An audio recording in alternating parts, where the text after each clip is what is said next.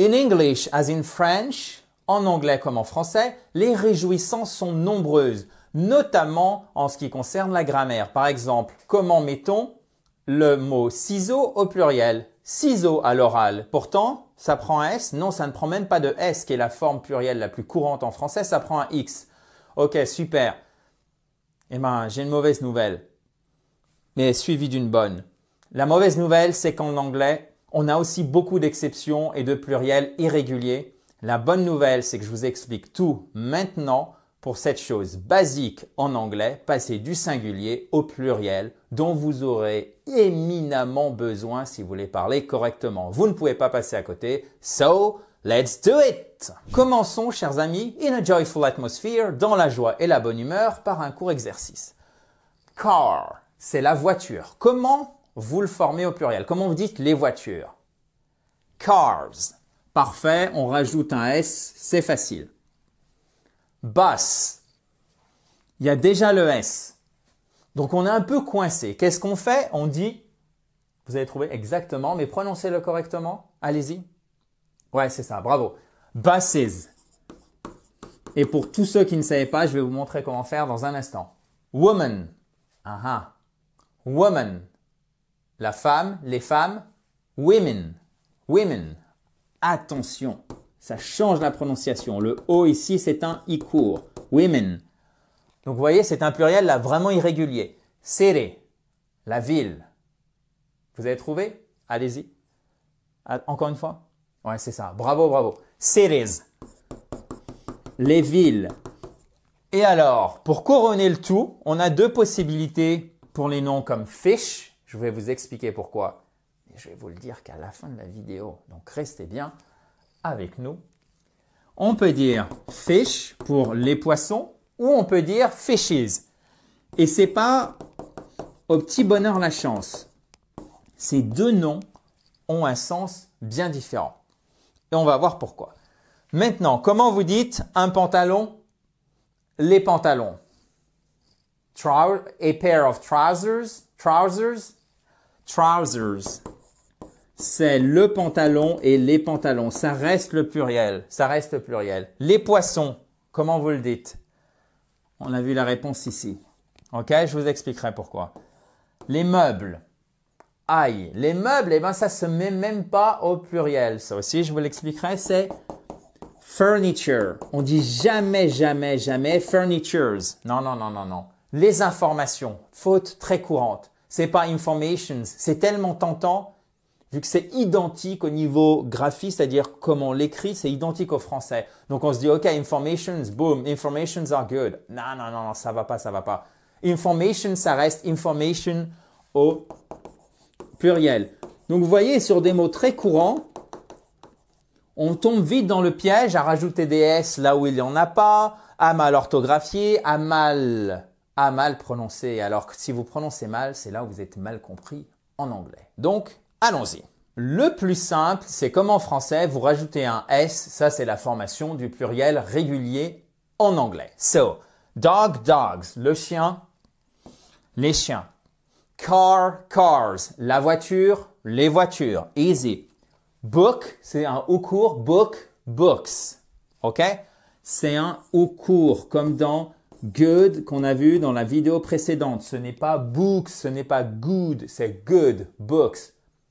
Si vous suivez bien ce petit exemple et que vous vous en souvenez pour ces deux mots très courants, automatiquement, là, vous montez d'un cran au niveau prononciation et vous serez bien mieux comprise ou compris. Ensuite, si je puis dire, ça commence à se corser. Lorsque vous avez un nom qui se termine par se, the, che, un X aussi, qu'est-ce qui se passe? Là, vous mettez une voyelle intercalaire qui est un E. Et donc, du coup, votre pluriel, au lieu d'être un simple S, ça devient un ES. Par exemple, bus, buses, box. Vous voyez, en fait, on termine par un se. Même si ça s'écrit X, X. Box, boxes. Watch, watches. Et on fait bien le is à chaque fois pour le pluriel. Donc, quand ça se termine par un se, par un che, the, vous mettez ES, ok? ES, ES. Boxes, buses, watches. Ça vient tout seul puisque c'est assez facile à comprendre comme phrase, comme règle, pardon. Et en plus, comme ce sont des mots que vous entendez souvent, vous allez voir sans vous en souvenir, sans vous souvenir cette règle, vous allez le faire automatiquement. Et c'est parti. C'est parti pour ces noms, si je puis dire, mais ce n'est pas suffisant puisque lorsque vous avez des noms qui se terminent par une consonne plus Y, donc consonne plus Y, par exemple baby, vous avez le B et le Y, qu'est-ce que vous faites? Vous rajoutez une autre voyelle intercalaire. Donc non seulement on a notre E, on a notre S, mais on rajoute un I. Souvenez-vous, c'est très important, c'est lorsque ça se termine par une consonne et un Y. Donc en fait, ce que vous faites, vous ne retenez pas ce que je viens de dire à l'instant, vous retenez l'exemple. C'est beaucoup plus facile à mémoriser, beaucoup plus parlant parce que c'est très concret un exemple. Baby, babies et pas baby. C'est baby, babies. City, cities. Et là, vous voyez, vous avez un accent tonique. Un accent tonique, qu'est-ce que c'est? C'est la place de l'accentuation lorsque vous avez un mot qui a 2 syllabes ou plus. En anglais, vous avez une de ces syllabes qui est accentuée. C'est très, très important pour bien prononcer. On ne dit pas cities, mais bien cities. On ne dit pas city, on dit city. Alright? J'insiste là-dessus. Je sais que si vous regardez déjà souvent cette Fabulous YouTube channel, vous m'avez déjà entendu en parler. Je radote, mais pour les petits nouveaux, je voulais absolument vous en faire part. C'est essentiel, même si ça ne correspond pas à l'objet du cours du jour qui est les pluriels, et notamment les pluriels irréguliers. Donc, souvenez-vous, consonne plus Y, ça fait IES. OK? Baby, babies, city, cities. Lady, la dame, ladies, alright? Donc vous vous souvenez, consonne plus Y, ça fait IES. Mais si c'est voyelle plus Y, là ça redevient un pluriel régulier. Par exemple, boy, boys, day, days. Ok? Sinon ça sera imprononçable si on disait daisy, days, voyez? Key, keys, alright? Quand c'est voyelle suivie d'un Y, d'un Y, c'est simplement un pluriel régulier. Avant de passer au pluriel irrégulier, chers amis, sachez que vous pouvez tout télécharger en cliquant sur le i en haut à droite ou sur le lien qui est juste en dessous dans la description de la vidéo. Vous aurez toutes les slides du cours et bien sûr aussi le quiz d'application pour voir si vous avez bien tout compris et tout retenu. Donc regardez, là tout ce que vous voyez ici, peut-être pas pour la souris à la limite, mais ceci, il faut les retenir. À la fois au niveau de l'orthographe, mais j'ai presque envie de vous dire, surtout au niveau de la prononciation. Man, l'homme. One man, two men. OK? One man, two men. One woman, two women. OK? One woman, two women. Faites très attention. Double I court. One woman, non. One woman, two women. Okay? A child, children. Okay? Do you have a child? Avez-vous un enfant? As-tu un enfant? I have children. J'ai des enfants. OK? Donc, vous voyez, on change la prononciation du I. Child, children et pas children. Vous voyez, ce serait même pesant à prononcer. Children, c'est plus simple. Tooth, teeth. OK? Qu'est-ce que vous faites pour prononcer ce TH à la fin, qui est un soft TH? Vous passez la langue entre les dents du haut et les dents du bas sans les toucher. Tooth, teeth, tooth, tooth, teeth. Et voyez, en fait, quand vous posez vos mains sur les cordes vocales, ça ne doit pas les faire vibrer. Tooth, teeth. Quand vous prononcez le TH. OK? So, one. Allez-y. Ah non. Moi, j'arrête la vidéo si vous ne le faites pas. Aidez-moi. Faites-le même dans votre tête, c'est pas grave. One, tooth, two teeth. Alright? One foot, two feet. Exactement. OK? One mouse, two mice. Yes, mice. Et pas mices or mouses, non. One mouse, two mice. One child, two children. One foot, two feet. one tooth, two teeth. One woman, two women. Alright? Et c'est bien un double E. Vous vous souvenez, on en a parlé juste au début. Là, one woman, woman, two women. Exactement. Et ça ne s'écrit pas évidemment comme ceci. OK? One, allez-y, woman, two women. Je sais que je radote encore une fois sur ces deux-là, mais souvent la prononciation est écorchée, donc on va l'éviter. One woman, two women. Alright? Et pour finir, vous avez certains noms, parce que c'était déjà pas assez complexe, qui ne prennent jamais de S. Par exemple, sheep, two sheep, et pas two sheeps. Non. Deux moutons, two sheep. Deux poissons, two fish. OK?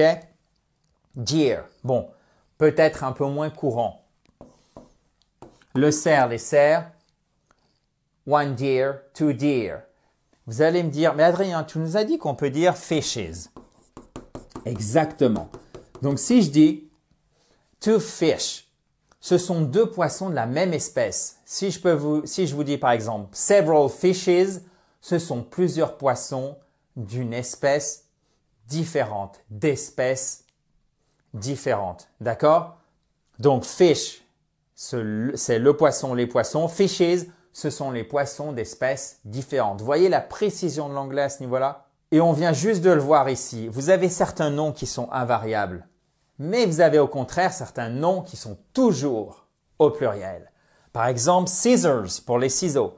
Trousers, trousers. I have new trousers. J'ai un nouveau pantalon. C'est toujours pluriel. I have new trousers. OK? Glasses. I love your glasses. J'adore tes lunettes. Ceci dit, en français, on fait la même chose. On ne dit pas j'adore ta lunette. Sinon, on a l'impression que vous avez un télescope. OK? So, I have new trousers. J'ai un nouveau pantalon. Vous pouvez aussi dire a pair, si vous voulez le dire au singulier. A pair of trousers. OK? Même chose pour scissors. All right? Et là, qu'est-ce que j'ai fait? J'ai fait une faute, vous l'avez vu? Exactement. Trousers, un seul S. Et c'est pas trousers, c'est trousers. OK? Scissors, trousers, glasses.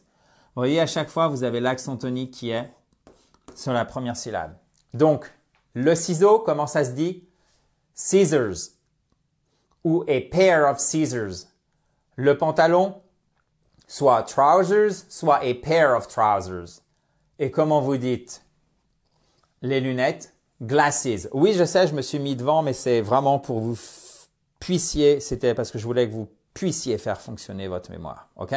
Donc, pour résumer, récapitulons pour mémoriser facilement. Là aussi, on a rajouté un S à la majorité des noms pour former un pluriel régulier. Mais il y a un certain nombre d'exceptions qu'on a vues au fil du cours, à commencer par le fait qu'on met ES à la place de S au pluriel lorsque ça se termine par le son CH ou le son SE. OK? Donc, pour les lettres S, X, Z, CH, SH. OK? Donc là, on met ES. Bus, buses. Lorsqu'on a Y et avant une consonne, on met IES. City, cities. Vous voyez, TY, city, cities. Lorsqu'on a voyelle plus Y, là, qu'est-ce qu'on fait? On met pas IES, on met un pluriel régulier. D'accord? Par exemple, toy, toys. On a un certain nombre de noms irréguliers que je vous ai montré ici et vraiment, vous pouvez les retenir. Cette liste, elle est certes succincte, elle est courte, donc ça, c'est très bien, mais elle n'est pas exhaustive. Bien sûr, il y en a plein d'autres. Mais là, vraiment, et si on avait trois à retenir, allez, ce serait man, man, woman, women, child, children, women, women, ok? Et pas women, non? Women, woman, alright? Et ensuite, pour finir en beauté, si je puis dire, lorsque vous avez certains noms qui ont un S au singulier, en fait, ils sont toujours au pluriel. Par exemple, scissors, ok? I have new scissors. J'ai de nouveaux ciseaux. Vous allez me dire, ok, Pareil en français. Mais alors, comment vous diriez j'ai un nouveau pantalon? I have new trousers et pas new trouser. Ça ne marche pas. Trouser, trouser. Ça ne fonctionne pas. Soit vous le dites au singulier, I have a new pair of trousers, soit vous dites, I have new trousers. Alright? Et pour finir, vous vous souvenez, parce que ça, c'est pas exactement dans le cours, on va un peu plus loin. Je vous ai parlé de information. Ceux-là, ils se mettent jamais au pluriel.